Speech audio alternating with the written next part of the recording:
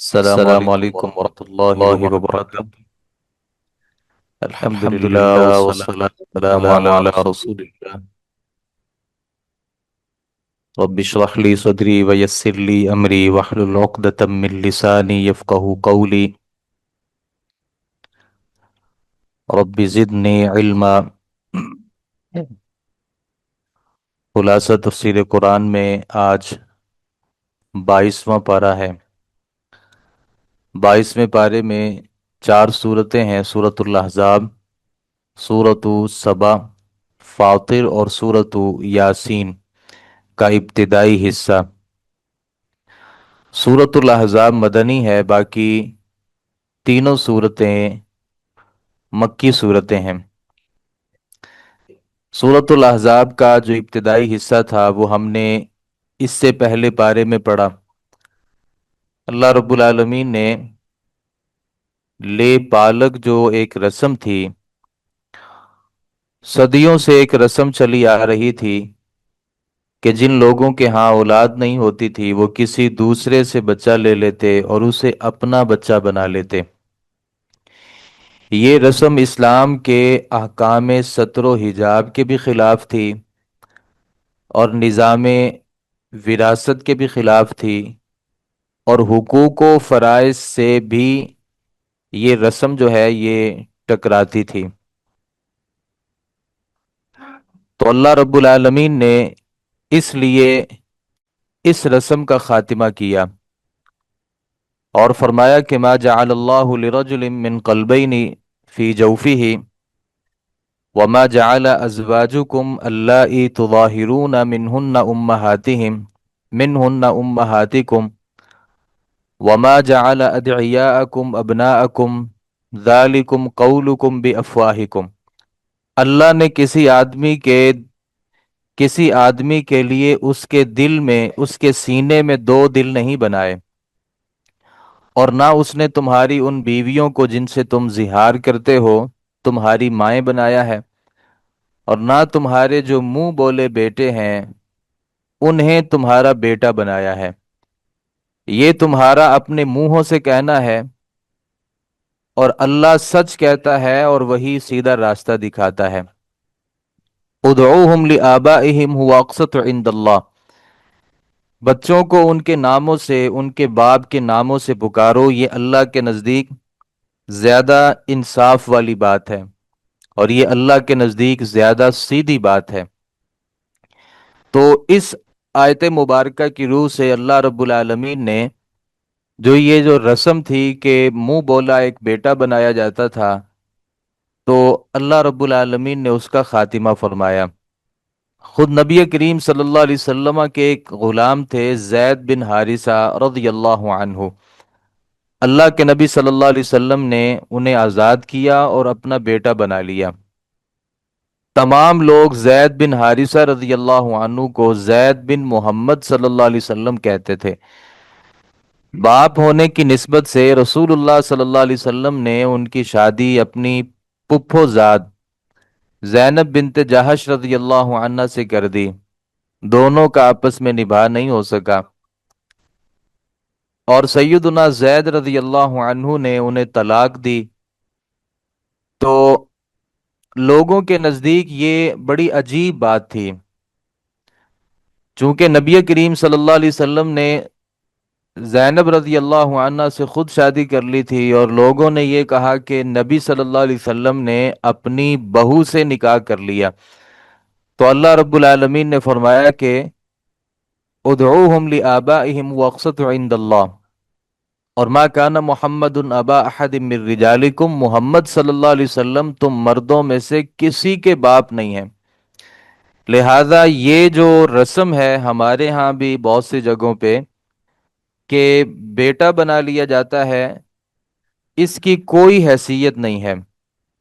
اگر کسی کے ہاں اولاد نہیں ہے تو اس کا جائز اور مناسب طریقہ یہ ہے کہ کسی بچے کو لیا جائے اور پھر کسی اعتبار سے عورت جو ہے وہ اس کو اپنا دودھ پلائے، اور کسی طریقے سے اس دودھ کو پلا لینے کے بعد رضاعت جو ہے وہ ثابت ہوگی، اور رضاعت ثابت ہوگی تو وہ اس کا بیٹا بنے گا، اور اگر رضاعت ثابت نہیں ہوگی تو وہ بیٹا نہیں بن سکتا، اور وراثت میں وہ حقدار نہیں ٹھہر سکتا۔ مزید یہ ہے کہ اگر دودھ کی کوئی صورت نہ ہو تو اس صورت میں کسی محرم رشتے کا انتخاب کیا جا سکتا ہے، یعنی عورت اپنے بھانجے کو لا سکتی ہے، ظاہر ہے وہ اس کی خالہ ہے اور اس سے اس کا پردہ نہیں ہوگا، تو ایسے رشتے کو لانا جس سے کوئی پردے کے مسائل نہ بنے۔ وگرنہ اگر کوئی عورت کسی عام بچے کو لے لیتی ہے اور اسے اپنا بیٹا بنا لیتی ہے، تو جب وہ بیٹا بڑا ہوگا، یہی جس نے اس کی پرورش کی ہے، کل کو اس بچے کو اس سے اور اس کو اس سے پردہ کرنا پڑے گا۔ تو اللہ رب العالمین نے اس معاملے کو جڑ سے ختم کیا، اور نبی کریم صلی اللہ علیہ وسلم نے جب زینب رضی اللہ عنہا سے نکاح کیا، وَإِذْ تَقُولُ لِلَّذِي أَنْعَمَ اللَّهُ عَلَيْهِ وَأَنْعَمْتَ عَلَيْهِ أَمْسِكْ عَلَيْكَ زَوْجَكَ وَاتَّقِ اللَّهِ، اور جب تو اس شخص سے جس پر اللہ نے انعام کیا اور جس پر تو نے انعام کیا کہہ رہا تھا کہ اپنی بیوی اپنے پاس روکے رکھو اور اللہ سے ڈرو، تو اللہ دل میں وہ بات جو تو چھپاتا تھا اللہ اسے ظاہر کرنے والا تھا۔ نبی صلی اللہ علیہ وسلم جو تھے نا، وہ اس بات پہ بڑے پریشان تھے، کیونکہ اللہ نے فیصلہ کر دیا تھا کہ آپ زینب سے شادی کریں، اور بلکہ اللہ رب العالمین نے نکاح کر دیا نبی کریم صلی اللہ علیہ وسلم کا زینب سے، اور زینب رضی اللہ عنہا اپنی باقی خواتین میں اس بات پر فخر کرتی تھیں کہ تمہارا نکاح زمین پر ہوا اور میرا نکاح اللہ رب العالمین نے آسمانوں پر فرمایا ہے۔ تو نبی صلی اللہ علیہ وسلم لوگوں کے سامنے اس بات کو ظاہر نہیں کرنا چاہتے تھے کہ لوگ کیا کہیں گے۔ ہم بھی بہت سے دین کے کاموں میں اس لیے وہ دین کے کام نہیں کرتے، ہمیں لگتا ہے کہ لوگ کیا کہیں گے، اور نبی صلی اللہ علیہ وسلم کے دل میں بھی یہ بات آئی کہ لوگ کہیں گے کہ نبی صلی اللہ علیہ وسلم نے اپنی بہو سے شادی کر لی۔ اللہ فرماتے ہیں آپ اپنے دل میں جس بات کو چھپا رہے تھے نا، اللہ اس بات کو ظاہر کرنا چاہ رہا تھا۔ وَتَخْشَى النَّاسَ، آپ لوگوں سے ڈر رہے تھے، وَاللَّهُ أَحَقُّ أَن تَخْشَىٰ، اللہ زیادہ حق رکھتا ہے کہ اللہ سے ڈرا جائے، لہٰذا لوگوں کی پرواہ نہیں کرنی۔ اللہ نے اگر آپ کا نکاح کر دیا ہے، جب وہ زید آپ کا حقیقی بیٹا تھا ہی نہیں تو یہ آپ کی حقیقی بہو نہیں تھی، اور حقیقی جب بہو نہیں تھی تو آپ کی وہ کزن تھی، اور آپ اس سے نکاح کر سکتے ہیں، اور یہ نکاح نبی صلی اللہ علیہ وسلم کا جائز تھا۔ اللہ رب العالمین نے فرمایا فَلَمَّا قَضَىٰ زَيْدٌ مِّنْهَا وَطَرًا، جب زید نے اس سے اپنی حاجت کو پورا کر لیا، زوجنا کہا، ہم نے آپ کا اس سے نکاح کر دیا۔ تو حدیث میں آتا ہے کہ زید رضی اللہ عنہ خود زینب رضی اللہ عنہ کے پاس گئے اور اس بات کی جا کر کے بشارت دی کہ اللہ رب العالمین نے آپ کا نکاح نبی کریم صلی اللہ علیہ وسلم سے فرما دیا ہے۔ آگے اللہ رب العالمین نے جو نظام اخوت تھی اس کا خاتمہ کیا۔ جب مسلمان دین کی خاطر اپنا سارا کچھ چھوڑ چھاڑ کے مدینہ ہجرت کر کے آئے، تو رسول اللہ صلی اللہ علیہ وسلم نے انہیں مدینہ کے معاشرے کا حصہ بنانے کے لیے لوگوں کا باہمی جو تعلق ختم کر کے مہاجر اور انصار کے درمیان ایک عارضی تعلق قائم کیا تھا، اور جسے اخوت کا نام دیا گیا۔ اس اصول سے رسول اللہ صلی اللہ علیہ وسلم نے مدینہ طیبہ کی چھوٹی سی بستی میں سینکڑوں مہاجرین کو اس طرح بسایا کہ کسی تکلف کے بغیر وہ مدنی معاشرے کا حصہ بن گئے، اور یہ رسم بھی ختم ہو گئی۔ اسی طرح کا ایک تعلق تھا، اس لیے اللہ رب العالمین نے اسے بھی ختم فرما دیا۔ وَأُولُو الْأَرْحَامِ بَعْضُهُمْ أَوْلَىٰ بِبَعْضٍ فِي كِتَابِ اللَّهِ، رشتہ دار اللہ کی کتاب میں ان کا بعض پر دوسرے ایمان والوں اور ہجرت کرنے والوں سے زیادہ حق رکھنے والا ہے، کیونکہ صحابہ کرام جو تھے نا، وہ انصار اور جو مہاجرین تھے جن کو نبی صلی اللہ علیہ وسلم نے آپس میں بھائی بھائی بنایا تھا، تو لوگ یہ جو رشتہ تھا نا، یہ خونی رشتے سے بھی زیادہ اس کو اہمیت دیتے تھے۔ تو اللہ رب العالمین نے فرمایا کہ یہ جو خونی رشتہ ہے نا، یہ باہر صورت مقدم ہے، اور جو اسلام کا رشتہ ہے وہ اگرچہ وہ بھی ایک رشتہ ہے، لیکن خونی رشتہ بھی ہو اور اسلام کا رشتہ بھی ہو تو یہ ایک زیادہ فقیت والی بات ہے۔ تو اللہ رب العالمین نے وہ جو اخوت کا عارضی طور پہ ایک صورت بنائی تھی، اللہ تعالیٰ نے اسے ختم فرمایا۔ اللہ رب العالمین نے آگے ازواج مطہرات کا بھی مقام اور مرتبہ بیان کیا کہ ازواج مطہرات جو ہے نا، نبی صلی اللہ علیہ وسلم کی وجہ سے اللہ رب العالمین نے ان ازواج مطہرات کو بہت بڑی فضیلت عطا کی۔ اسلامی اخوت اور لے پالک جو رشتہ تھا، اس کے خاتمے کے بعد کسی بندے کے ذہن میں یہ بات آ سکتی تھی کہ کسی عام شخص کو چچا، بابا یا کسی عورت کو خالہ یا پھپھو کہنا بھی غلط ہو گیا، تو اللہ رب العالمین نے فرمایا یہ رشتے جو ہے نا یہ ختم نہیں ہوتے۔ یعنی عام کسی عام آدمی کو آپ چاچا کہہ دیں تو یہ اس کو چاچو کہنا کہ وہ ایک بڑا ہے اور آپ اس کو ایک مقام اور مرتبہ دے رہے ہیں تو یہ غلط نہیں ہے۔ کسی عورت کو آپ ماں جی کہہ لیتے ہیں حالانکہ وہ آپ کی حقیقی والدہ نہیں ہے، تو یہ کوئی غلط چیز نہیں ہے۔ اللہ رب العالمین نے فرمایا کہ النبی اولا بالمؤمنین من انفسہم وازواجہ امہاتہم، نبی کی جو بیویاں ہیں وہ مومنوں کی مائیں ہیں۔ اب وہ حقیقی طور پہ مائیں تو نہیں ہیں، لیکن ان کا مقام بڑا ہے، اس لیے ہم ان کو ماں کہہ دیتے ہیں، اور ان کا جو مقام ہے وہ ہماری جو حقیقی والدائیں ہیں ان سے بھی اللہ رب العالمین نے ان کا مقام بہت بڑا رکھا ہے۔ کچھ لوگوں نے نبی صلی اللہ علیہ وسلم کی جو بیویاں ہیں نا ان کے درمیان تقسیم کر دی، عائشہ رضی اللہ عنہ کو ازواج مطہرات سے نکالا۔ یہی وجہ ہے کہ جو تشیع ہیں ان کے نزدیک سید عائشہ رضی اللہ عنہا نعوذ باللہ مرتد ہو گئی تھیں، اور وہ نبی کریم صلی اللہ علیہ وسلم کی ازواج میں سیدہ عائشہ رضی اللہ عنہا کو اپنی والدہ نہیں قرار دے۔ ایسا ہی معاملہ سید عائشہ رضی اللہ عنہ کے زمانے میں بھی ہوا تھا۔ کسی نے آ کر کے کہا کہ فلاں آپ کو ماں نہیں مانتے، تو سید عائشہ رضی اللہ عنہ نے کہا کہ وہ ٹھیک کہتے ہیں، کیونکہ اللہ نے ہمیں مومنوں کی مائیں بنایا ہے، تو جو بھی مومن ہے میں اس کی ماں ہوں، اور جو مجھے ماں ماننے سے انکار کرتا ہے اس کا مطلب ہے اس کا ایمان ہی نہیں ہے۔ تو کوئی آدمی کسی بھی نبی صلی اللہ علیہ وسلم کی بیوی کا انکار کرتا ہے اور اسے یہ لگتا ہے کہ یہ میری والدہ نہیں ہے، تو وہ بلا جھجک کہہ دے کہ میری والدہ نہیں ہے، کیونکہ پیمانہ یہ ہے کہ جو مومن ہوگا، قرآن کہتا ہے کہ سیدہ عائشہ اس کی والدہ ہے، اور سیدہ عائشہ اس کی والدہ نہیں ہے جس کے دل میں ایمان نہیں ہے۔ نبی صلی اللہ علیہ وسلم کا آگے اللہ رب العالمین نے ایک ایسا اعزاز دیا جو اللہ نے کسی کو بھی اعزاز نہیں دیا، اور یہ اعزاز ایسا ہے کہ آج تک لوگوں کو یہ اعزاز چبھتا ہے اور لوگ اس کو تسلیم کرنے کے لیے تیار نہیں ہے، حالانکہ اللہ نے جو اعزاز دے دیا وہ کوئی چھین نہیں سکتا۔ اور یہ اعزاز ایسا ہے کہ یہی نبی صلی اللہ علیہ وسلم کا امتیاز ہے باقی نبیوں میں، اور وہ اعزاز ما کان محمد ابا احد من رجالکم ولکن رسول اللہ وخاتم النبیین، نبی صلی اللہ علیہ وسلم جو ہے نا وہ تمام نبیوں کا ختم کرنے والے ہیں، آپ خاتم النبیین ہیں، آپ کے بعد کوئی پیغمبر رسول نبی نہیں آئے گا۔ تو جن لوگوں نے کہا کہ نبی صلی اللہ علیہ وسلم کے بعد بھی کوئی نبی آئے گا، یا نبی صلی اللہ علیہ وسلم کے بعد بھی کوئی نبی ہے، تو انہوں نے نبی صلی اللہ علیہ وسلم کا انکار کیا۔ یہ جو احمدی ہیں اور قادیانی ہیں، یہ لاہوری گروپ سے اس کا تعلق ہو یا کسی اور سے بھی، جو بھی نبی صلی اللہ علیہ وسلم کو خاتم النبیین نہیں مانتا اور وہ یہ کہے کہ میں نبی صلی اللہ علیہ وسلم کو نبی مانتا ہوں لیکن غلام احمد قادیانی کو بھی نبی مانتا ہوں، تو آپ تو یہی کہیں گے نا چونکہ وہ ہمارے نبی کو مان رہا ہے تو ہم اس کو نبی، ہم ان کو مسلمان کہیں گے۔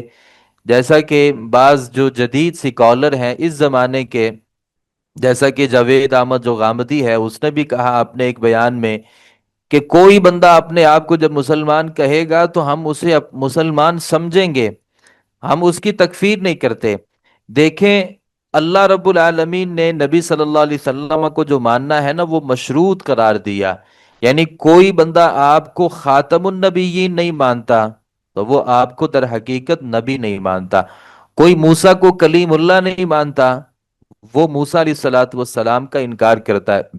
کوئی عیسیٰ کو روح اللہ نہیں مانتا، وہ عیسیٰ علیہ الصلوۃ والسلام کا انکار کرتا ہے۔ جو ابراہیم کو خلیل اللہ نہیں مانتا، وہ ابراہیم علیہ الصلوۃ والسلام کا انکار کرتا ہے۔ ایسے ہی جو ہمارے نبی کو خاتم النبیین نہیں مانتا، وہ نبی کریم صلی اللہ علیہ وسلم کا انکار کرتا ہے۔ اور یہ بھی ذہن میں رکھیں، کسی ایک نبی کا انکار کرنا تمام نبیوں کا انکار کرنا ہے۔ جیسے اللہ رب العالمین نے قرآن مجید میں کئی سارے مقامات پر اس بات کا تذکرہ کیا، کذبت عاد المرسلین، عاد نے رسولوں کا انکار کیا، جبکہ قوم عاد نے رسولوں کا انکار نہیں کیا تھا، صرف ایک نبی کا انکار کیا تھا۔ تو اللہ نے ایک نبی کا انکار پورے رسولوں کا انکار قرار دیا۔ قرآن کہتا ہے لا نفرق بین احد منہم، ہم رسول ہونے کے اعتبار سے نبیوں کے درمیان تفریق نہیں کر سکتے۔ رسول ہونے میں تمام نبی برابر ہیں، البتہ آگے پھر مرتبے ہیں وہ مختلف ہیں، لیکن رسول ہونے میں اور نبوت میں یہ تمام کے تمام جو انبیاء ہیں یہ آپس میں برابر ہیں۔ تو نبی صلی اللہ علیہ وسلم خاتم النبیین ہیں، اور یہ جو خاتم النبیین نہیں مانتا وہ اس لیے بھی کافر ہے کہ سیدنا ابو بکر رضی اللہ عنہ نے ان لوگوں کے خلاف جہاد کیا تھا جنہوں نے نبی صلی اللہ علیہ وسلم کے بعد نبوت کا اعلان کیا، اور جنہوں نے نبی کے بعد کسی اور نبی کا انتخاب کیا۔ اگر ابو بکر رضی اللہ عنہ ان کے خلاف لڑائی کر رہے ہیں اور قتال کر رہے ہیں، ظاہر ہے اگر وہ مسلمان تھے تو ابو بکر ان کے خلاف تلوار کیوں اٹھاتے؟ وہ مسلمان نہیں تھے تو ان کے خلاف تلوار کو اٹھایا گیا۔ تو جو نبی صلی اللہ علیہ وسلم کو خاتم النبیین نہیں مانتا وہ مسلمان نہیں ہے بلکہ وہ کافر ہے۔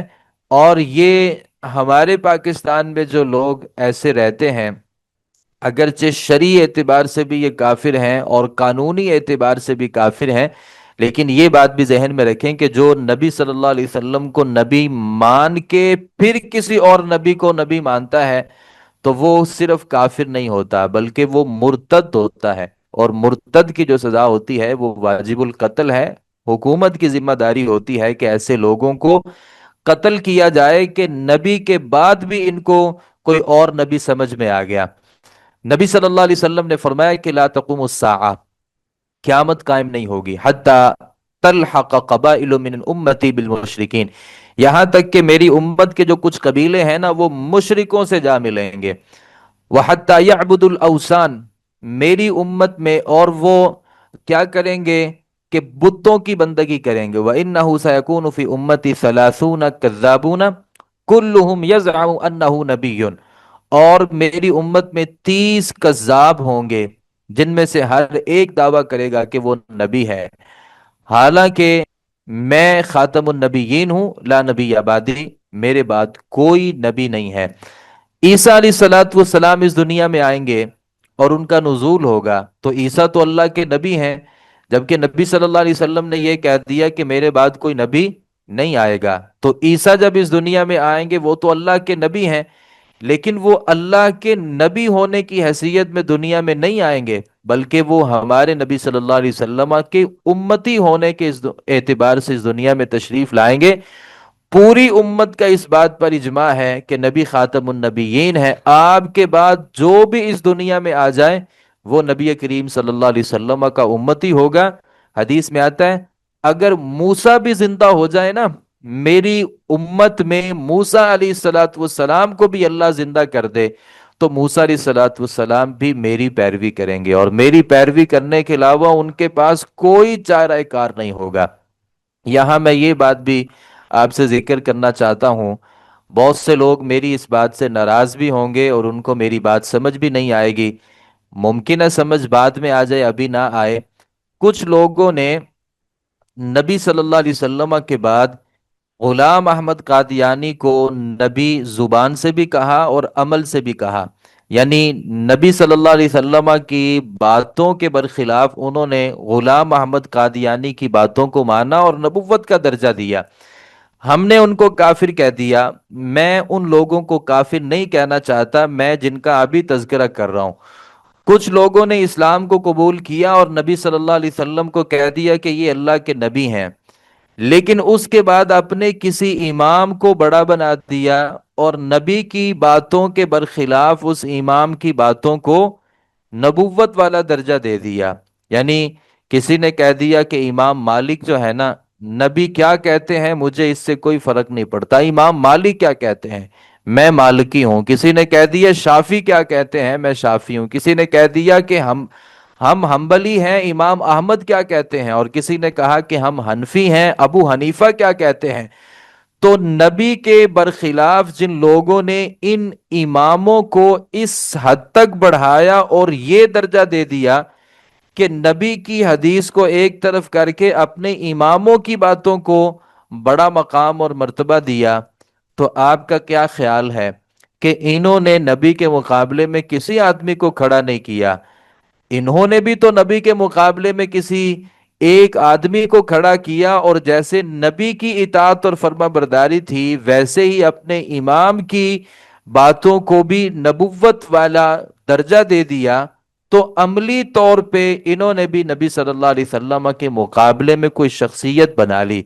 ہم کافر نہیں کہتے کیونکہ یہ خاتم النبیین نبی کو مانتے ہیں زبانی طور پہ، وہ الگ بات ہے کہ عملی طور پہ یہ کہتے ہیں کہ اللہ کے نبی کیا کہتے ہیں ہمیں نہیں پتا، ہمارا امام کیا کہتا ہے ہم صرف اس پر عمل کریں گے. تو یہ ایک بہت خطرناک حد تک معاملہ ہے کہ کوئی آدمی نبی صلی اللہ علیہ وسلم کے مقابلے میں جا کے کسی اور بندے کی بات کو مانے، تو یہ اس کے لیے جائز نہیں ہے. اللہ رب العالمین نے ہماری جو امہات المومنین ہیں اور نبی صلی اللہ علیہ وسلم کی جو ازواج مطہرات ہیں ان کو یہاں ایک نصیحت کی. یا ایوہ النبی قل لازواجی کا، نبی صلی اللہ علیہ وسلم کی جو بیویاں تھیں نا، لوگوں کو دیکھا کہ وہ بہت سارا مال و دولت ہے ان کے پاس، اور بڑے بڑے خرچے جو ہیں وہ عورتوں کو دیے جاتے ہیں. آج بھی عورتوں کو بہت سارے مسائل ہیں. تو اللہ رب العالمین نے ان عورتوں نے نبی صلی اللہ علیہ وسلم سے خرچے کا مطالبہ کیا ہمارے پیسے بڑھائیں. تو اللہ رب العالمین نے کہا کہ اپنی بیویوں سے کہہ دیجئے ان کنتن تردن الحیات الدنیا، اگر تم دنیا کی زندگی چاہتی ہو نا اور دنیا کی زینت چاہتی ہو، فتعالین امتعکن واسرحکن سراحا جمیلا، تو میرے پاس آؤ، میں تمہیں جو آپ کو چاہیے وہ دے دیتا ہوں اور تمہیں اچھے طریقے سے رخصت کر دیتا ہوں. میں تمہاری دنیاوی ضروریات اور وہ ضروریات جو انسان کی ضروریات نہیں بلکہ خواہشات ہیں، میں نہیں ان کو پورا کر سکتا. ہاں اگر تم اللہ اور اس کے رسول کو چاہتی ہو، آخرت کا گھر چاہتی ہو، تو اللہ نے ایسے عورتوں کے لیے بہت بڑا اجر تیار کر رکھا ہے. تو آپ کو پتا ہے کہ نبی صلی اللہ علیہ وسلم کے پاس یہ ازواج مطہرات بیٹھی تھیں اور لڑائی کر رہی تھیں. اور لڑائی کیا تھی کہ ہمارے پیسے بڑھائے جائیں. تو ابو بکر رضی اللہ عنہ تشریف لائے، عمر ابن الخطاب تشریف لائے. تو ابو بکر رضی اللہ عنہ نے اپنی بیٹی سیدہ عائشہ کو پکڑا، اور عمر رضی اللہ عنہ نے اپنی بیٹی حفصہ رضی اللہ عنہ کو پکڑا اور مارنا شروع کر دیا، ڈانٹنا شروع کر دیا کہ تم نبی صلی اللہ علیہ وسلم سے زیادہ پیسے مانگتی ہو اور تم خرچوں کے مطالبے کر رہی ہو. تو نبی صلی اللہ علیہ وسلم اس پہ ناراض بھی ہوئے. اور یہ ایک ایسا معاملہ تھا کہ عورت ہے، اس کی فطرت میں کچھ ایسی چیزیں شامل ہو جاتی ہیں. اللہ رب العالمین نے دینی اعتبار سے ویسے بھی اس کو کمزور بنا دیا ہے.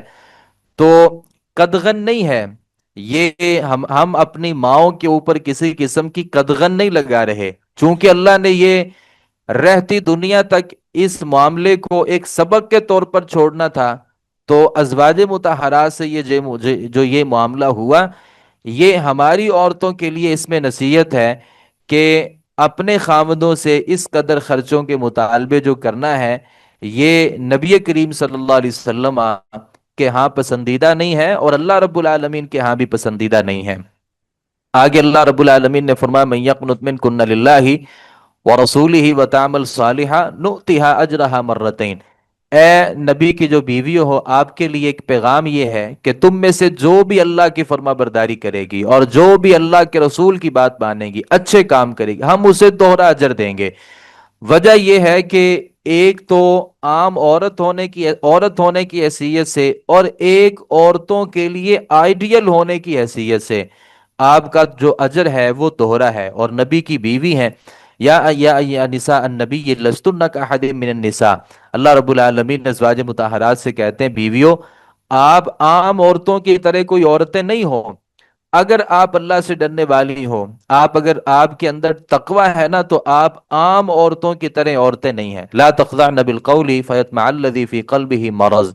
تو اللہ رب العالمین نے ازواج مطہرات سے کہا کہ مرد جو ہے نا، وہ آپ سے جب بات کرنے کے لیے آتے ہیں تو ان سے نرمی سے بات نہیں کیا کرو. اس سے کیا ہوگا کہ جس کے دل میں کوئی بیماری ہے نا، وہ طمع کر بیٹھے گا. اچھے طریقے سے اور معروف طریقے سے آپ نے گفتگو کرنی ہے. تو اللہ رب العالمین نے یہاں ازواج مطہرات جو تھیں انہیں اس بات کی ترغیب دی اور حکم دیا ہے کہ آپ نے مردوں سے جب بات کرنی ہے تو وہ ڈھیلا ڈالا انداز نہیں ہونا چاہیے. وہ ایسا انداز نہیں ہونا چاہیے کہ اس انداز میں کوئی لچک ہو. وہ ایسا انداز نہیں ہونا چاہیے کہ اس میں کوئی اٹریکشن ہو. پرکشش آواز کے ساتھ آپ نے کسی غیر مرد کے ساتھ بات نہیں کرنی. دیکھیں صحابہ کرام جو تھے نا، وہ امہات جو تھیں ان کے روحانی بیٹے تھے. اور یہ جو خواتین تھیں یہ صحابہ کرام کی روحانی مائیں تھیں. اور صحابہ کرام بھی امت کے سب سے خوبصورت لوگ تھے. اور عورتوں میں ازواج مطہرات جو تھیں وہ بھی امت کی سب سے پاکیزہ عورتیں تھیں. اللہ رب العالمین نے جب ان کے درمیان اس حساسیت کا تذکرہ کیا ہے تو ہمیں اس حساسیت کی اور بھی ضرورت ہے. عورت کو چاہیے جب غیر مرد کے ساتھ کوئی بات کرتی ہے تو اس کی بات میں کوئی کشش نہیں ہونی چاہیے، بلکہ دو ٹوک بات ہونی چاہیے. کچھ عورتوں کا مسئلہ ہوتا ہے کہ وہ بات کو نا گھوم گھما کے بات کرتی ہیں، ادھر ادھر سے لا کر کے اور بڑی لمبی کر کے. نہیں، دو ٹوک بات کریں اور اس بات میں کسی قسم کی لچک نہیں ہونی چاہیے. اس سے کیا ہوگا کہ جس کا ایمان مضبوط ہے وہ تو اپنے آپ کو سنبھال لے گا، اور جس کا ایمان مضبوط نہیں ہے اور دل میں بیماری ہے یطمع، وہ طمع کرے گا اور کہیں کسی فتنے کا شکار نہ ہو جائے. وقرن فی بیوتکن ولا تبرجن تبرج الجاہلیہ. اللہ تعالیٰ ازواج مطہرات کی تربیت کرتے ہوئے فرماتے ہیں کہ آپ اپنے گھروں میں ٹکی رہیں. امام قرطبی رحمۃ اللہ علیہ نے ذکر کیا ہے کہ عورت کو اپنے گھر سے باہر نکلنا جائز نہیں ہے، الا یہ کہ بہت ہی زیادہ ضرورت ہو اور مجبوری ہو. بلا وجہ جو عورتیں بازاروں کا چکر لگاتی ہیں اور ونڈو شاپنگ کے لیے جاتی ہیں، مقصد بھی کوئی نہیں ہوتا. اور وہ عورتیں جو چھوٹے چھوٹے کام کے لیے اپنے گھر سے باہر نکل جاتی ہیں، اور وہ عورتیں جن کا گھر دل کم لگتا ہے بازاروں میں اور شاپنگ مال میں اور پارکوں میں جن کا دل زیادہ لگتا ہے، وہ قرآن مجید کے اس حکم کے خلاف ہے. کرن فی بیوتکن. اللہ نے یہ نہیں کہا آپ گھر میں رہو، بلکہ اللہ رب العالمین نے کہا کہ کرنا، ایک قرار پکڑنا. اور قرار پکڑنے کا مطلب ہوتا ہے کسی ایک جگہ پہ ٹکے رہنا، یعنی وہیں پہ رہنا. اور کوئی ضرورت ہو، مجبوری ہو. میں یہ نہیں کہہ رہا کہ عورت کو گھر سے باہر نکلنا ہی نہیں چاہیے، نکلنا چاہیے، لیکن ضرورت ہو تو عورت گھر سے باہر نکلے. لا تبرجن تبرج الجاہلیہ. جاہلیت کی جو زیب و زینت ہے نا اس کا اظہار نہیں کرنا. جاہلیت کی زیب و زینت کیا ہے کہ کوئی عورت پردہ ہی نہیں کرتی یا پردہ کر کے اپنی زینت کا اظہار کر رہی ہے. اقیم الصلاۃ، نماز قائم کریں، زکوٰۃ ادا کریں، اللہ کی بات مانیں، رسول کی بات مانیں. انما یرید اللہ لیذھب عنکم الرجس اہل البیت. اللہ رب العالمین جو ہے نا وہ آپ سے، اے اہل بیت، آپ سے گندگی کو دور کرنا چاہتا ہے اور اللہ آپ کو پاک بنانا چاہتا ہے. کچھ لوگوں نے کہا کہ، اور خاص طور پہ روافظ نے یہ بات کی، تشیعوں نے، کہ ازواج مطہرات جو ہے نا یہ نبی صلی اللہ علیہ وسلم کے اہل بیت میں نہیں آتے. اور لوگوں نے کہہ دیا کہ اہل بیت میں صرف حسن ہے، حسین ہے، ان کی آل ہے، علی ہے. حالانکہ یہ بات بڑی غلط ہے، اور دلیل قرآن مجید ہے. کہ لوگوں نے کہا کہ اور نبی صلی اللہ علیہ وسلم کو اللہ رب العالمین نے جب کہا تھا نا کہ اپنی اہل کو لاؤ، اور آپ صلی اللہ علیہ وسلم نے وہ چادر پھیلائی تھی، وہاں پہ حسن و حسین کو بٹھایا تھا، فاطمہ کو، علی رضی اللہ عنہم کو بٹھایا تھا، اور اللہ رب العالمین سے کہا تھا اللہ یہ میری اہل بیت ہے. دلیل یہ ہے حدیث. ہمارے پاس دلیل قرآن مجید ہے.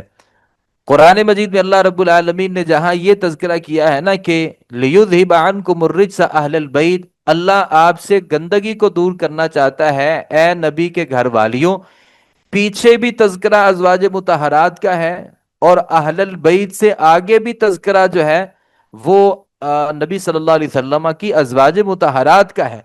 اور اہل البیت جو ہے اللہ رب العالمین نے نبی کی بیویوں کو کہا ہے. اور وہ الگ بات ہے کہ نبی صلی اللہ علیہ وسلم نے جب وہ ایک چادر پھیلائی تھی وہاں اپنی بیویوں کو نہیں بٹھایا. تو کسی چیز کا عدم جو ذکر ہوتا ہے، یعنی ایک آدمی ایک چیز کا ذکر ہی نہیں کرتا، تو اس کا مطلب یہ نہیں ہے کہ وہ کام ہوا ہی نہیں۔ مثال کے طور پہ میں نے کہا کہ میں نے کھانا کھایا ہے، اب میں یہ کہوں کہ میں نے کھانا کھایا ہے تو اس کا یہ مطلب نہیں ہے کہ میں نے پانی نہیں پیا، میں نے پانی نہیں پیا اس کا یہ مطلب نہیں ہے۔ جب میں نے کسی چیز کا ذکر ہی نہیں کیا تو آپ کیسے ثابت کر سکتے ہیں کہ میں نے پانی نہیں پیا؟ ممکن ہے کہ میں نے جہاں کھانا کھایا ہے تو میں نے پانی بھی پیا ہوگا۔ ہاں، اگر میں یہ کہہ دوں میں نے کھانا کھایا ہے اور میں نے پانی نہیں پیا، تو پھر اس کا مطلب ہوگا کہ میں نے پانی نہیں پیا۔ اور جب میں یہ کہتا ہوں کہ میں نے کھانا کھایا ہے تو کھانے کے ثبوت کے ساتھ پانی کی نفی نہیں ہوتی۔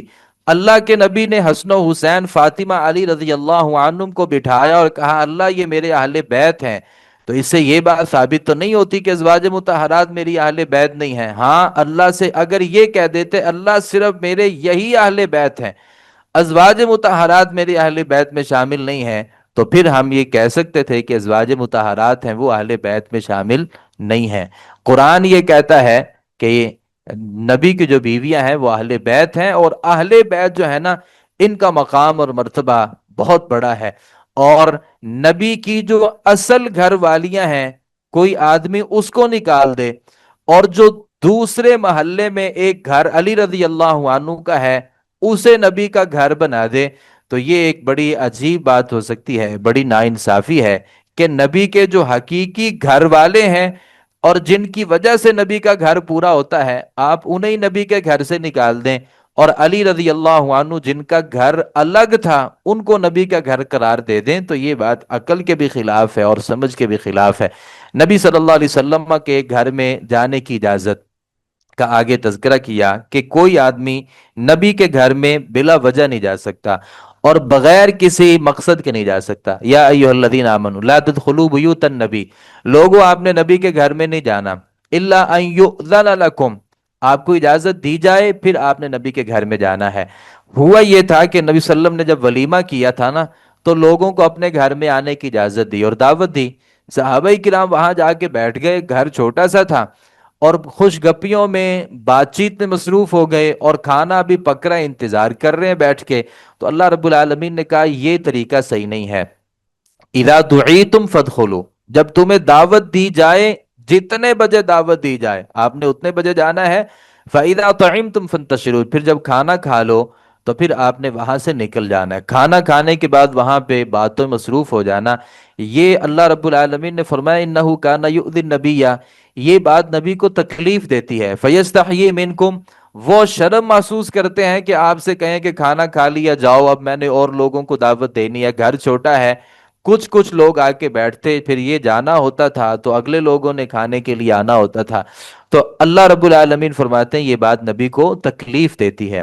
تو یہ تو نبی صلی اللہ علیہ وسلم کے گھر کے اصول ہے نا، ہمارے ہاں بھی یہی اصول ہے، کسی کے گھر میں جا کے اس کے لیے بوجھ بن جانا یہ بڑی عجیب بات ہے۔ میں یہاں یہ بات بھی ذکر کر دوں، ہمارے ہاں جب بچوں کو چھٹیاں ہوتی ہیں تو نانی کا گھر یا کوئی اور گھر ایسا ہے کہ بچے وہاں پہ جا کے ساری ساری چھٹیاں جو ہیں وہ گزار دیتے ہیں۔ اب وہ نہیں کہتے کہ بھائی آپ واپس اپنے گھر بھی جاؤ، ہر گھر کے اپنے اپنے اصول ہوتے ہیں اور اپنے اپنے معاملات ہوتے ہیں، تو کسی کی رضامندی کے بغیر آپ کسی کے میں دیکھیں میزبان جو ہوتا ہے نا وہ تو کہتا ہے ہمارے گھر میں رہو کوئی بات نہیں، لیکن اس کا دل کیا کہتا ہے وہ اس کی پیشانی اور اس کا چہرہ آپ کو بتا دے گا، اور اس کے باوجود آپ کسی کے گھر میں جا کے دھکے سے رہنا شروع کر دیں تو یہ باتیں آداب کے خلاف ہیں۔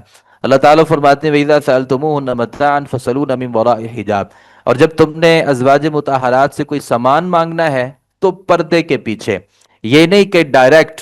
ہمارے ہاں یہ جو بائکیا ہوتا ہے یا فوڈ پانڈے والے ہوتے ہیں یا ہوم ڈیلیوری کرنے والے جو حضرات ہوتے ہیں، اور جو گھر میں خواتین ہوتی ہیں وہ انہوں نے سامان کو وصول کرنا ہوتا ہے، تو پردے کے پیچھے اس چیز کا اہتمام ہونا چاہیے۔ یہ نہیں ہے کہ وہ دروازہ کھولا اور عورت گھر میں اپنے ہی ایک انداز میں ہے، تو وہ سر پہ دوپٹہ بھی نہیں ہے اور ایسے ہی اس نے دروازہ کھول دیا ہے اور جو ضرورت کی چیز ہے وہ لی ہے یا دی ہے، نہیں، بلکہ گھروں کے اوپر ایک پردہ ہونا چاہیے اور اس پردے کے پیچھے عورت جو ہے وہ کھڑی ہوگی، اور یہاں تک کہ ہاتھوں کی جو فیدی ہے، وہ بھی کسی غیر محرم کے لیے اس کا ظاہر ہونا یہ جائز نہیں ہے۔ آگے اللہ رب العالمین نے نبی کریم صلی اللہ علیہ وسلم کی جو ازواج مطہرات ہیں اور باقی جتنی بھی عورتیں ہیں سب کو اس بات کا حکم دیا ہے، کل ازواجک و بناتک و نساء المؤمنین، اللہ کے نبی آپ اپنی بیویوں کو اور بیٹیوں کو اور مومنہ جو عورتیں ہیں انہیں حکم دیجئے کس چیز کا، کہ یدنین علیہن من جلابیبہن، کہ وہ اپنی چادروں کا حصہ جو ہے نا وہ اپنے آپ پر لٹکا لیا کریں۔ ذالک ادنی ان یعرفنا، یہ بات زیادہ لائق ہے کہ وہ پہچانی جائیں، فلا یؤذین، تو وہ تکلیف نہیں دی جائیں گی۔ اللہ رب العالمین نے یہاں دو باتیں ذکر کی ہیں۔ پہلی بات کی یہ ہے کہ عورتوں سے کہیں کہ وہ پردہ کریں، اور پردے میں اصل بات کیا ہوتی ہے، اپنے آنکھوں کے آگے کسی چیز کو لٹکانا۔ جن عورتوں نے سکارف پہنا اور حجاب، آنکھیں جو ہیں وہ ننگی ہیں اور اس طریقے سے انہوں نے حجاب پہن لیا، یہ بھی طریقہ نہیں ہے۔ اصل یہ ہے کہ آنکھیں جو ہے نا ان کے آگے بھی ایک کپڑا ہونا چاہیے، کیونکہ اللہ نے یہ کہا کہ یدنین علیہن من جلابیبہن، اپنی چادروں کا جو حصہ ہے نا وہ اپنے آگے لٹکانا ہے۔ تو یہ قرآن مجید کا حکم ہے کہ چادر جو ہے نا وہ لٹکائی جائے گی۔ کچھ لوگوں نے کہا کہ چہرے کا پردہ نہیں ہے، کیونکہ اللہ نے یہ تو نہیں کہا کہ چہروں کے آگے چھپانا ہے، چہروں کے آگے جو پردہ ہے وہ کرنا ہے۔ تو اس کی بے شمار دلیلیں ہیں اور بے شمار اس کے دلائل ہیں کہ، اور چھوٹی سی بات یہ ہے سمجھنے کے لیے کہ عورتیں جو تھیں نا وہ بھی مردوں کی طرح پردہ کرتی تھیں، یعنی پردہ کیا کرتی تھی، قمیض بھی پہنتی تھی، شلوار بھی پہنتی تھیں، اور ساری چیزیں جو تھیں وہ ان کی مردوں کی طرح چھپی ہوئی ہوتی تھی۔ اللہ رب العالمین نے الگ سے کہا کہ زینت کا اظہار نہیں کرنا اور اپنی چادروں کو لٹکانا ہے، تو کتنی چیزیں باقی بچ جاتی ہیں، پاؤں باقی بچ جاتے تھے، ہاتھ بچ جاتے تھے یا چہرہ بچ جاتا تھا۔ باقی تو مرد بھی سارا پردہ کرتے ہیں، یعنی مرد جو ہیں وہ اوپر یہاں سے لے کے یہاں تک سارا پردہ ہوتا ہے، پاؤں نہیں ہوتے، ہاتھ نہیں ہوتے اور چہرہ نہیں ہوتا۔ تو اللہ نے جب الگ سے عورت کو کہہ دیا کہ آپ نے اپنی زینت کو چھپانا ہے اور پردہ جو ہے وہ اپنے آگے لٹکانا ہے، تو تین چیزوں میں جو زینت ہے وہ کہاں ہے؟ پاؤں زینت والے ہوتے ہیں، ہاتھ زینت والے ہوتے ہیں کہ چہرہ زینت والا ہوتا ہے؟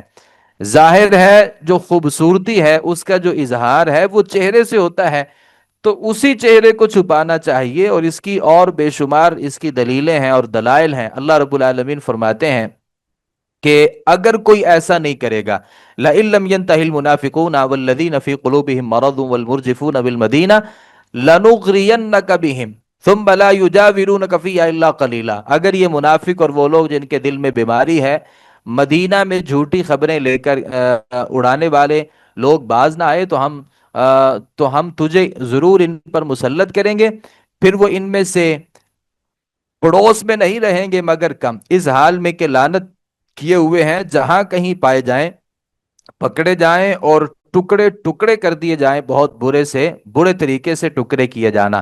تو منافقین کا معاملہ کیا ہوتا تھا کہ وہ مدینہ میں ادھر کی خبر ادھر، ادھر کی خبر ادھر پھیلاتے، اور جھوٹی خبریں ہوتی، اور معاشرے میں اس سے فساد برپا ہوتا، لوگوں کا جو اعتماد تھا مدینہ کی ریاست پر وہ ٹوٹتا۔ تو اللہ رب العالمین نے کہا کہ یہ جو لوگ ہیں نا یہ تو قتل ہونے کے مستحق ہیں، یہ جہاں بھی پائے جائیں ان کو قتل کر دیا جائے۔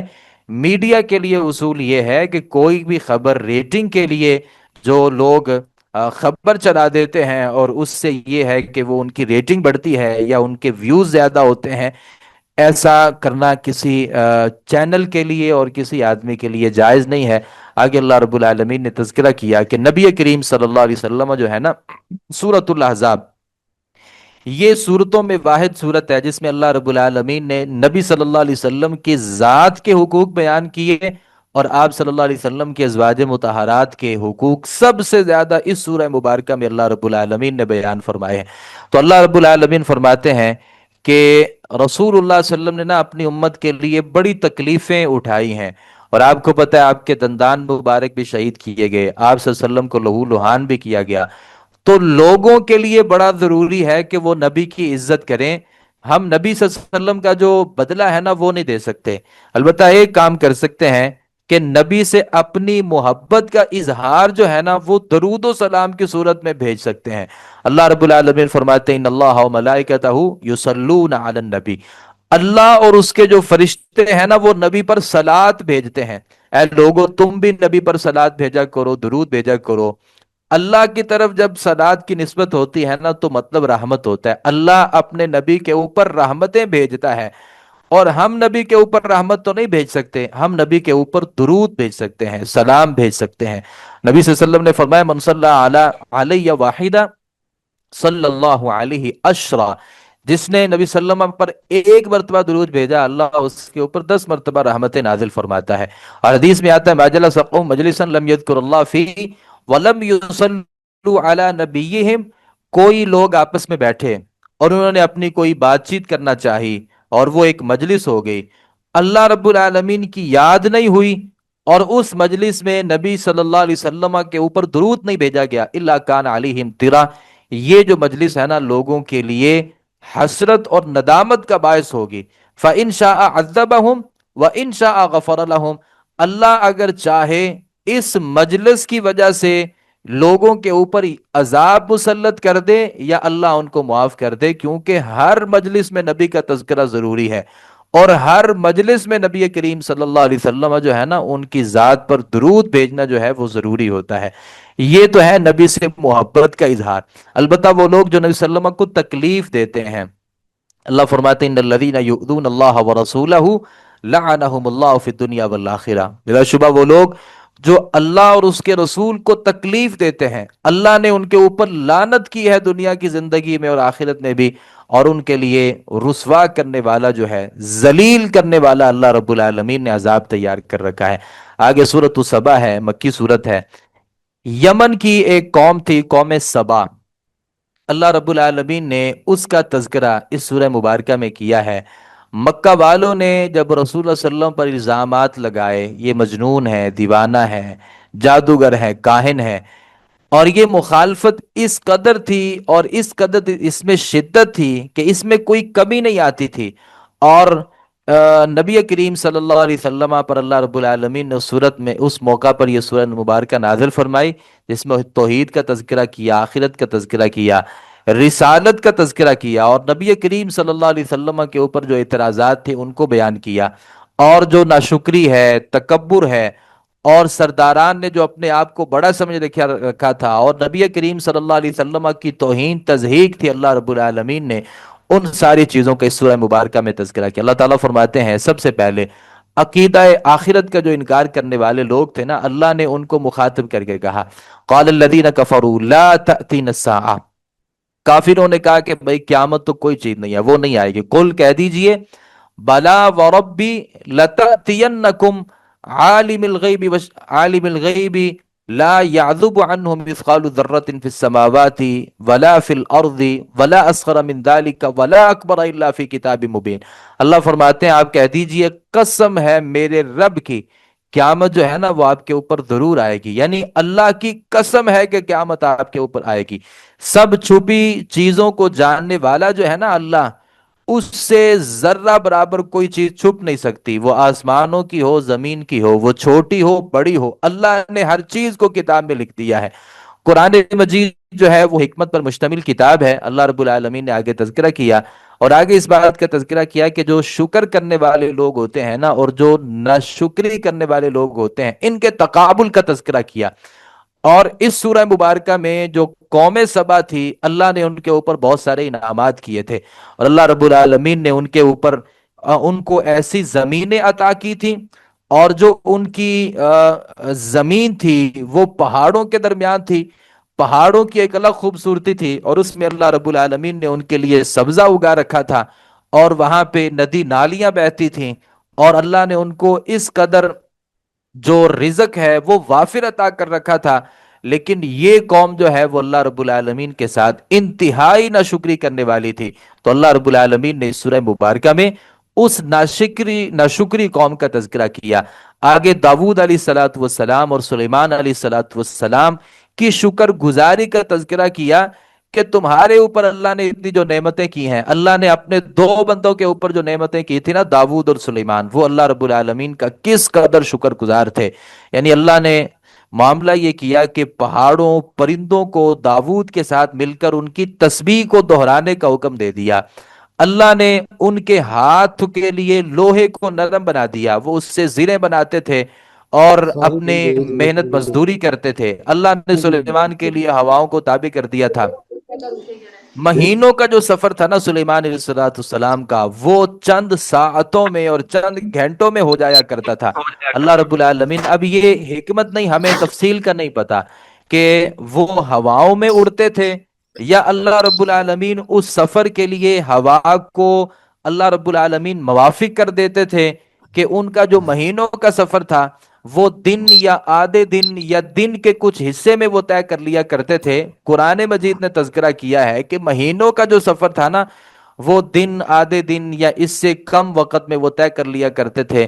اللہ رب العالمین نے تانبے کا چشمہ بہا دیا تھا ان کے لیے، جنوں کو ان کے تابع کر دیا تھا۔ تو اللہ رب العالمین نے یہاں تذکرہ کیا وَلَقَدْ آتَيْنَا دَاوُودَ مِنَّا فَضْلًا یا جبال اوبی مَعَهُ وَالطَّيْرِ، اے پہاڑوں اس کے ساتھ تسبیح بیان کرو، اور پرندوں تم بھی، اور ہم نے ان کے لیے لوہے کو گرم کر دیا، کشادہ زرے بناتا تھا، کڑیاں بناتا تھا، اور اندازہ رکھ نیک عمل کر، یقیناً میں اسے جو تم کرتے ہو اللہ رب العالمین فرماتے ہیں خوب دیکھنے والا ہوں۔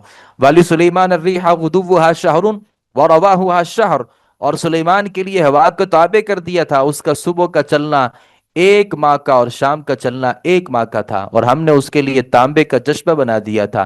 اور جنوں میں سے کچھ وہ تھے جو اس کے سامنے اللہ کے حکم سے کام کیا کرتے تھے، اور ان میں سے ہمارے حکم سے کجی کرتا ہے، اسے بھڑکتی ہوئی آگ کا اللہ رب العالمین فرماتے ہیں اس کو عذاب دیا جاتا ہے۔ آگے اللہ تعالیٰ نے سلیمان علیہ السلام کی موت کا تذکرہ کیا ہے۔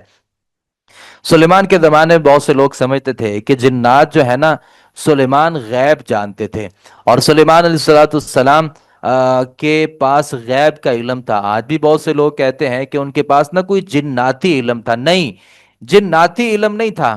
اگر ان کے پاس جناتی علم ہوتا اور وہ غیب کو جانتے ہوتے تو اللہ رب العالمین نے یہاں جس چیز کا تذکرہ کیا ہے یہ نہ ہوتے۔ اللہ تعالیٰ نے جنوں کے علم غیب کی حقیقت کو بھی خوب ظاہر کر دیا۔ کچھ لوگ کہتے ہیں کہ جو جن ہوتے ہیں نا، یہ غیب کی باتیں بھی جانتے ہیں، جنات کو بھی غیب کا علم نہیں ہے۔ سلیمان علیہ السلام کی جب وفات ہوئی اور وہ ایک لاٹھی پر ٹیک لگا کر کے کھڑے تھے اور جنات کو کاموں کا حکم دے رکھا تھا اور وہ اپنے کاموں میں مصروف تھے، ہوا یہ کہ سلیمان علیہ السلام وہاں پہ کھڑے تھے اور اللہ رب العالمین نے جب ان کے اوپر موت کا فیصلہ کیا اور وہ سلیمان کھڑے رہے اور جنات کام کرتے رہے، بعد میں جو ایک کیڑا تھا دابت الارض، وہ اس لکڑی کو آ کے لگا اور سلیمان علیہ السلام کی جو لاٹھی تھی وہ کمزور، اندر سے کھوکھلی ہو گئی، اور وہ سلیمان کا جو بوجھ تھی وہ برداشت نہیں کر سکی۔ لاٹھی جب وہ ٹوٹی اور سلیمان علیہ السلام گرے،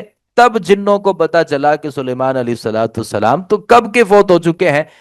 اب یہ تفصیل نہیں پتا کہ وہ کتنے سال تھے، لوگوں نے کہا کہ وہ 100 سال تھے، کسی نے کہا کہ وہ اس سے بھی زیادہ سال تھے۔ اللہ رب العالمین اس حقیقت کو بہتر جانتا ہے۔ جن لوگوں نے کہا نا کہ 100 سال تھے، تو کیا اس 100 سال میں سلیمان علیہ السلام کو کسی چیز کی حاجت نہیں ہوئی؟ یعنی کھانا نہیں کھایا انہوں نے، کوئی پانی نہیں پیا، کوئی قضائے حاجت نہیں ان کو؟ اللہ بہتر جانتا ہے کہ وہ کتنا وقت تھا۔ البتہ اتنا وقت ضرور تھا کہ وہ ایک وقت تھا کہ دیمک لگی یا کوئی جو کیڑا تھا وہ لگا اور اس نے اس کو کھانا شروع کر دیا اور سلیمان علیہ السلام گرے، تب لوگوں کو جا کے پتا چلا۔ اگر جو ہے یہ جنات جو ہیں یہ غیب جانتے ہوتے تو فوراً پتا چل جاتا کہ سلیمان علیہ السلام جو ہیں وہ فوت ہو چکے ہیں، اور وہ اپنے کام کاج کو چھوڑتے اور سلیمان علیہ السلام کی دیکھ بھال کرتے۔ لیکن ایسا نہیں ہے، نہ نبی غیب جانتے ہیں، نہ اللہ نے غیب کا جو علم ہے وہ اپنے جنوں کو دے رکھا ہے۔ آگے اللہ رب العالمین نے قوم سبا کے اوپر جو اپنے انعامات تھے اور ان کی جو شکری ہے اس کا تذکرہ کیا۔ مشرکین نے مکہ کے جھوٹے معبودوں کی حیثیت کا تذکرہ کیا۔ قُلِ ادْعُوا الَّذِينَ زَعَمْتُم مِّن دُونِ اللَّهِ، اللہ کے علاوہ جن کو تم گمان کرتے ہو کہ وہ ہماری نفع نقصان کے مالک ہیں، اللہ تعالیٰ فرماتے ہیں لا یملکون مثقال ذرہ، وہ تو ذرہ بھی کسی چیز کے مالک نہیں ہے۔ لوگوں نے کہا کہ اللہ کی جناب میں جو فرشتے ہیں نا یہ ہماری سفارش کرتے ہیں، تو اللہ رب العالمین کہتے ہیں لا تنفع الشفاعۃ عندہ الا لمن اذن لہ، اللہ کے ہاں کوئی سفارش نہیں کر سکتا، ہاں اللہ جس کو اجازت دے دے وہ اللہ رب العالمین کے ہاں سفارش کر سکتے ہیں۔ قرآن کا انکار کرنے والوں کی قیامت کے دن جو حالت زار ہے اللہ رب العالمین نے وہ بیان کی۔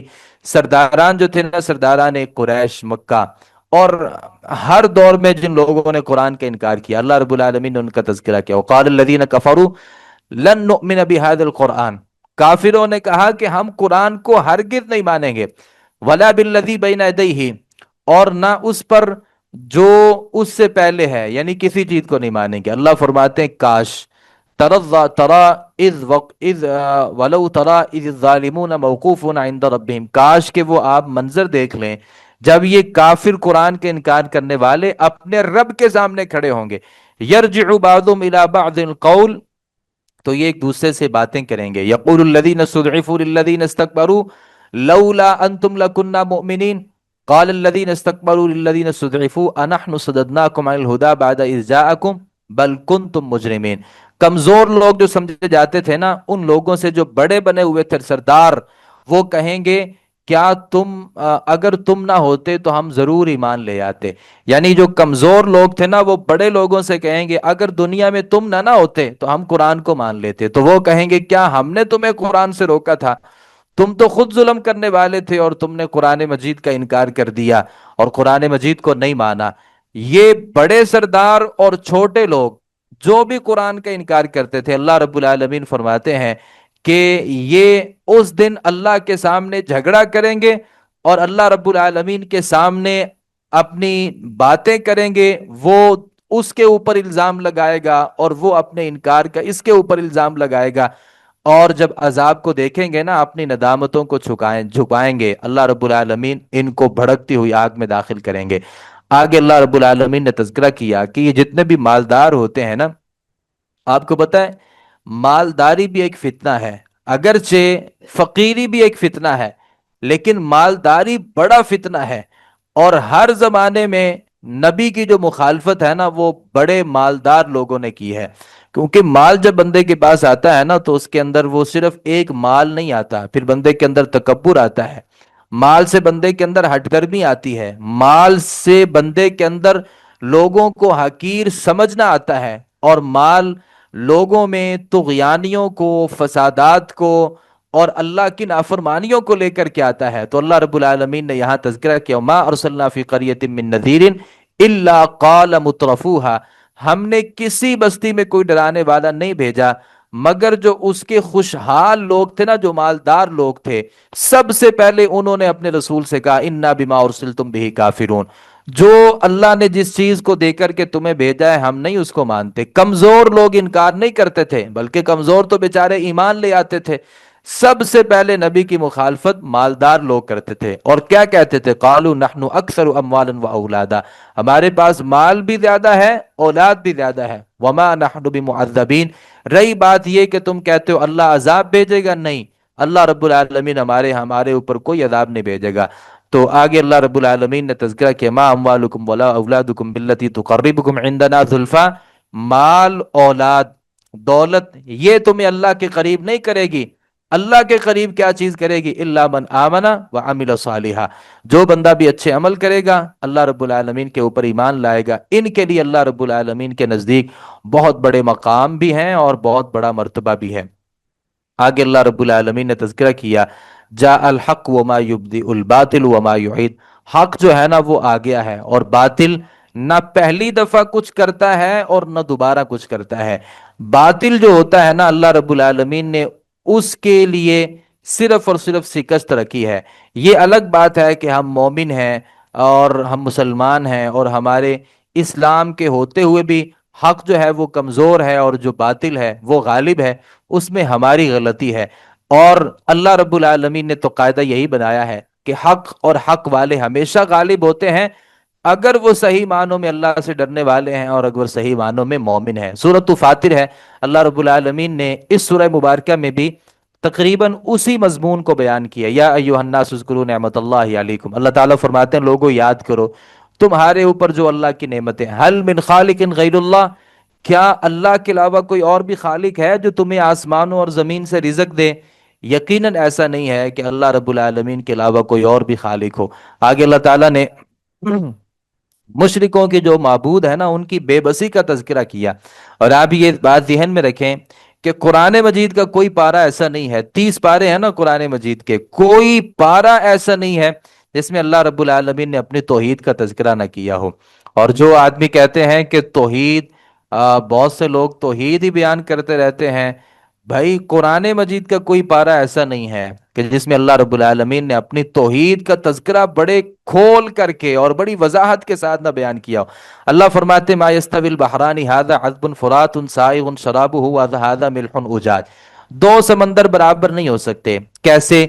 ایک سمندر وہ ہے جس کا میٹھا پانی ہے اور پیاس کو بجھانے والا ہے، اور جس کا پانی آسانی سے گلے سے اترنے والا ہے، اور ایک وہ ہے جس کا پانی نمکین ہے، کڑوا ہے، اور آسانی سے حلق کے نیچے اترنے والا بھی نہیں ہے۔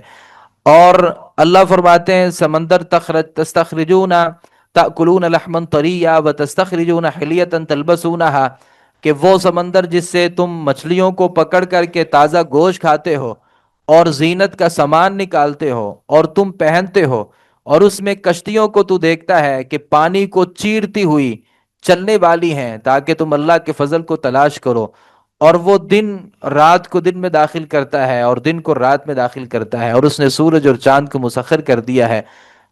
ہر چیز جو ہے وہ اللہ رب العالمین کے ایک مقرر وقت کے اعتبار سے چل رہی ہے۔ ایک طرف کھارا پانی ہے اور ایک طرف میٹھا پانی ہے، ایک طرف میٹھا پانی ہے جو ضروریات کو پورا کرتا ہے، پیاس کو بجھاتا ہے، اور ایک طرف وہ کھارا پانی ہے جو پیاس کو بھی نہیں بجھاتا۔ کیا خیال ہے؟ ایک معبود حقیقی ہے جو ہماری ضروریات کو حقیقی طور پہ پورا کرتا ہے، اور ایک طرف ہمارے وہ معبودان ہیں جو ہماری دعا بھی نہیں سنتے، ہماری پکار نہیں سنتے۔ والذین تدعون من دونہ لا یملکون من قطمیر، اللہ فرماتے ہیں اللہ کو چھوڑ کے جن کی تم بندگی کرتے ہو نا، کھجور کی گٹلی کے ایک چھلکے کے بھی مالک نہیں ہے۔ تم نے سمجھا کہ یہ بیٹا دے سکتا ہے یا بیٹی دے سکتا ہے یا بگڑی بنا سکتا ہے یا ڈوبی ہوئی کو تار سکتا ہے، اللہ کہتے ہیں نہیں، ایک کھجور کیا، کھجور کی گٹلی کیا، اس گٹلی کے اوپر جو بڑا خفیف سا ایک چھلکا ہوتا ہے نا، اللہ فرماتے ہیں یہ اس کے بھی مالک نہیں ہے۔ ان تدعوہم لا يسمعوا دعاءکم، اگر ان کو پکارو گے تمہاری بات نہیں سن سکتے۔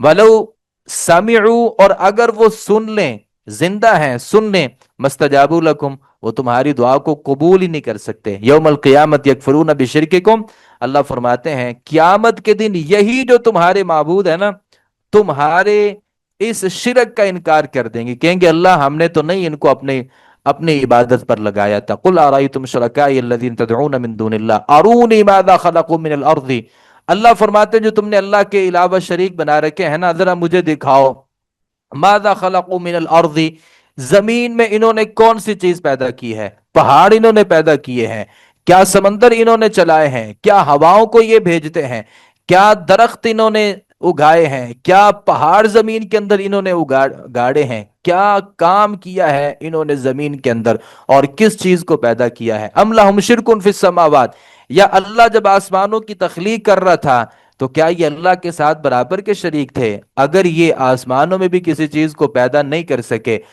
اور زمینوں اور آسمانوں کی کسی چیز کی تخلیق میں یہ اللہ کے ساتھ شریک نہیں تھے، تو پھر تم ان کو اللہ رب العالمین کے مقابلے میں کیوں اللہ رب العالمین کے شریک بناتے ہو؟ اللہ فرماتے ہیں یا ایھا الناس انتم الفقراء الی اللہ، لوگو تم سارے ہی اللہ کے فقیر ہو، تمہارے جو معبود ہیں وہ بھی اللہ کے فقیر ہیں، اور تم بھی حقیقی معنوں میں اللہ رب العالمین کے ہی فقیر ہو۔ واللہ هو الغنی الحمید، اللہ بے پرواہ ہے اور تمام تعریفیں بھی اللہ کے لیے۔ ان یشاء یذھبکم، اگر اللہ کو غصہ آ جائے، ویسے اللہ رب العالمین ایسے نہیں کریں گے، اگر اللہ رب العالمین چاہے یذھبکم، تمہیں لے جائیں، ویأتی بخلق جدید، اور اللہ تم سب کو ختم کر کے ایک نئی مخلوق لے آئے، ما ذلک علی اللہ بعزیز، یہ اللہ کے لیے کوئی مشکل نہیں ہے۔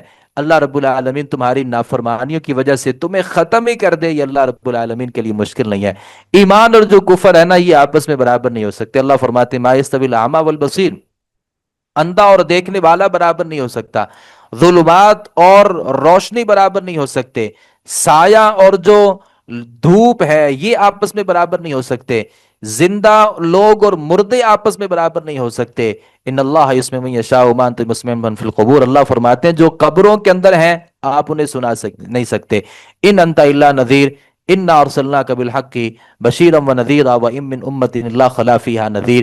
اگر یہ ساری چیزیں آپس میں برابر نہیں ہو سکتی، اندھا اور دیکھنے والا، اندھیرا اور روشنی، سایہ اور دھوپ، اور زندہ اور برابر آپس میں نہیں ہو سکتے، تو مومن اور کافر بھی آپس میں کسی صورت میں برابر نہیں ہو سکتے۔ آگے اللہ رب العالمین نے اپنی بہت سی نشانیوں کا تذکرہ کیا، جس میں اللہ نے آسمان سے پانی کے اتارنے کا تذکرہ کیا، اور زمین سے مختلف قسم کی نباتات کو اگانے کا اللہ رب العالمین نے تذکرہ کیا۔ آگے اللہ رب العالمین نے تذکرہ کیا کہ سابقہ جو اقوام ہیں ان کی تباہی کا تذکرہ کیا، اور انہیں نصیحت کی کہ آپ نے ویسے کام نہیں کرنے، وگرنہ اللہ رب العالمین جو ہے کہیں آپ کو بھی ہلاکت میں مبتلا نہ کر دے۔ اولم یسیروا فی الارض فینظروا کیف کان عاقبۃ الذین من قبلہم، کیا انہوں نے زمین میں چکر لگا کے نہیں دیکھا کہ اللہ نے کیسا انجام کیا ان لوگوں کا جو ان سے قوت اور طاقت میں زیادہ تھے۔ وما كان الله ليعجزه من شيء في السماوات ولا في الارض، اللہ رب العالمین فرماتے ہیں کہ ایسا نہیں ہے کہ آسمانوں اور زمین میں کوئی چیز اللہ کو بے بس کر دے، ایسا نہیں ہو سکتا۔ انہ کان علیما قدیرا ولو یؤاخذ اللہ الناس، اللہ تعالیٰ فرماتے ہیں جو لوگ چھوٹے چھوٹے گناہ کرتے ہیں نا یا بہت بڑے بڑے گناہ کرتے ہیں، اللہ اگر سارے گناہوں پہ پکڑ شروع کر دینا، ما ترک علی ظہرہا من دابہ، اللہ انسان کیا زمین کی پشت کے اوپر کسی جانور کو بھی زندہ نہ چھوڑے، وَلَكِنْ يُؤَخِّرُهُمْ إِلَىٰ أَجَلٍ مُّسَمًّى، لیکن اللہ رب العالمین مؤخر کر رہے ہیں معاملات کو، اللہ ڈھیل دے رہا ہے، اللہ انتظار کر رہا ہے قیامت کے دن کا، اور جب قیامت کا دن قائم ہوگا پھر اللہ رب العالمین ایک ایک جو ہمارا عمل ہے اس کا جو سزا ہے اور جو جزا ہے اللہ رب العالمین وہ لوگوں کو دیں گے۔ اگر اللہ مؤخر کر رہا ہے تو یہ ہمارے لیے مہلت ہے کہ ہم اللہ رب العالمین سے توبہ کر سکتے ہیں، اللہ کو راضی کر سکتے ہیں۔ اللہ تعالیٰ سے دعا ہے قرآن مجید کو سمجھنے، اس پر عمل پیرا ہونے کی توفیق عطا فرمائے۔ جی سوال یہ ہے کہ درود پڑھنے سے درود تو بھیجا جاتا ہے، سلام کیسے بھیجیں؟ نبی صلی اللہ علیہ وسلم سے سوال ہوا تھا کہ ہم آپ صلی اللہ علیہ وسلم پر یعنی آپ پر سلام تو بھیجنا جانتے ہیں لیکن درود کا نہیں پتہ، یعنی سلام کیسے بھیجتے ہیں کہ السلام علیک ایہا النبی ورحمۃ اللہ وبرکاتہ، اب یہ نبی صلی اللہ علیہ وسلم پر سلام بھیجنا ہے، اور درود جو ہے وہ اللہم صلی علی محمد وعلی آل محمد، تو ہم جب تشہد میں السلام علیک ایہا النبی ورحمۃ اللہ وبرکاتہ پڑھتے ہیں تو یہ نبی صلی اللہ علیہ وسلم پر سلام بھیجنا ہے، اور درود جو ہے وہ درود ابراہیمی جو ہے اس ذریعے سے بھیجا جاتا ہے۔ دوسرا سوال یہ ہے کہ کیا انسانوں کو بھی پتہ نہیں چلا سلیمان علیہ الصلاۃ والسلام کی وفات کا؟ جی اللہ رب العالمین نے اس بات کا کوئی تذکرہ نہیں کیا کہ انسانوں کو بھی نہیں پتہ چلا یا جنوں کو بھی نہیں پتہ چلا، اگر جنوں کو نہیں پتہ چلا تو یقیناً انسانوں کو بھی اس بات کا ظاہرہ علم نہیں ہوگا۔ تیسرا سوال یہ ہے کیا ناخن جنوں کی خوراک ہے؟ میں اس بارے میں نہیں جانتا اور میں نے اس بارے میں کچھ بھی نہیں پڑھا، البتہ یہ ہے کہ ہڈیاں جو ہیں ان کو جنوں کی خوراک کہا گیا ہے، ناخن جنوں کی خوراک ہیں یا نہیں اس کا مجھے علم نہیں ہے۔ جمعے کے دن کلاس کس ٹائم ہوتی ہے؟ یہ جو کل تھا نا وہ ہم نے فجر کے بعد کلاس پڑھی تھی، چونکہ میری ایک تھوڑی سی مصروفیت تھی، ویسے جمعہ کے بعد ہی کلاس جو ہے وہ پڑھی جاتی ہے۔ سبحانک اللہم وبحمدک اشہد ان لا الہ الا انت استغفرک واتوب الیک۔ السلام علیکم ورحمۃ اللہ وبرکاتہ۔